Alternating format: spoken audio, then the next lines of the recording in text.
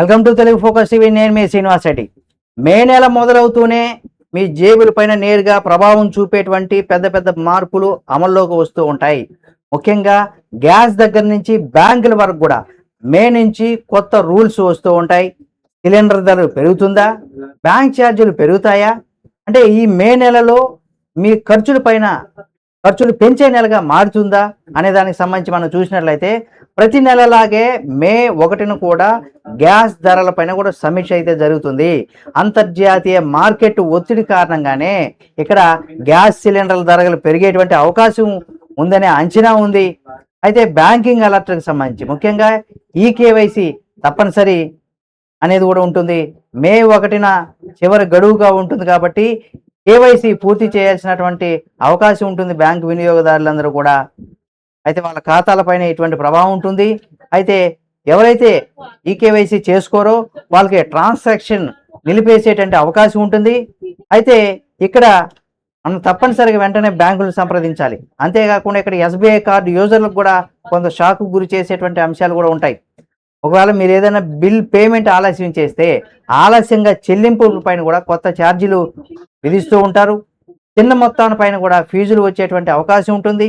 కొన్ని కార్డులు వార్షిక ఫీజు మాపు రూల్స్కి సంబంధించి కూడా మారాయని కూడా చెప్పుకోవచ్చు.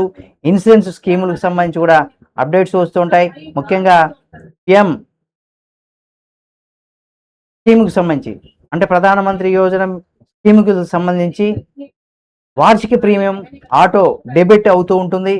అలాగే ఖాతాల్లో బ్యాలెన్స్ తప్పనిసరిగా ఉంచండి. ఆన్లైన్ గేమింగు దీనికి సంబంధించి కొత్త రూల్స్ కూడా వస్తూ ఉంటాయి. ఇప్పుడు మే 1 నుంచి కూడా కొత్త చట్టాలు అమల్లోకి వస్తూ ఉంటాయి. ముఖ్యంగా ఆన్లైన్ గేమింగ్ అథారిటీకి సంబంధించి ఏర్పాటు చేశారు. ఈ గేమ్ సర్టిఫికేషన్ కాలం 5 నుంచి 10 సంవత్సరాలకు కూడా పెంచారని కూడా చెప్పుకోవచ్చు. అలాగే పిఎఫ్ విత్డ్రాకి సంబంధించి కూడా బిగ్ న్యూస్ అని కూడా చెప్పుకోవచ్చు. భవిష్యత్తులో ఏటీఎం అలాగే యూపీఐ ద్వారా పిఎఫ్ విత్డ్రా అవకాశాలు వచ్చేటువంటి అవకాశం ఉంది. కానీ ఇంకా అధికారికమైనటువంటి ప్రకటన కూడా రాలేదు. అలాగే సామాన్యుడి పైన ప్రభావం ఏ విధంగా ఉంటుందని కనుక మనం చూసినట్లయితే నెలవారీ ఖర్చులు పెరిగేటువంటి అవకాశం ఉంటుంది. బ్యాంకింగు, ఇన్వెస్ట్మెంటు, డైలీ ఖర్చుల పైన ప్రభావం ఉండేటువంటి అవకాశం ఉంటుంది. అందుకే మీ ఫైనాన్స్ ప్లానింగ్కి సంబంధించి ముందుగానే చేసుకోండి. బ్యాంక్ వివరాలు సరిచేసుకోండి. కొత్త రూల్స్ పైన అప్డేట్గా ఉండండి. ముఖ్యంగా ఈ మే నెల మొదలు మీ ఖర్చులకు కొత్త రెక్కలు మొదలవుతాయని చెప్పుకోవచ్చు. జాగ్రత్తగా ప్లాన్ చేస్తేనే సేవింగ్ సాధ్యమవుతుంది.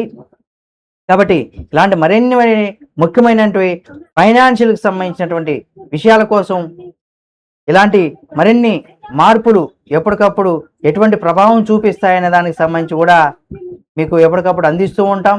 కాబట్టి ఇటువంటి మార్పులు ఇప్పటివరకు ఇటువంటి మార్పులు ఏ మార్పులు జరిగేటువంటి అవకాశం ఉందో మీకు తెలియజేశాను కదా. ఈ మార్పుల పైన మీరు ఏమనుకుంటున్నారు, ఎంత మేర ప్రభావం చూపిస్తుంది అనే దానికి సంబంధించి కూడా మీరు మీ యొక్క అభిప్రాయాన్ని కామెంట్ రూపంలో తెలియచేయండి. మరిన్ని అప్డేట్స్ కోసం మన Telugu focus TV channel subscribe చేసుకొని పక్కనే ఉన్న బెల్ బటన్ ఒకటి మాత్రం మర్చిపోకండి.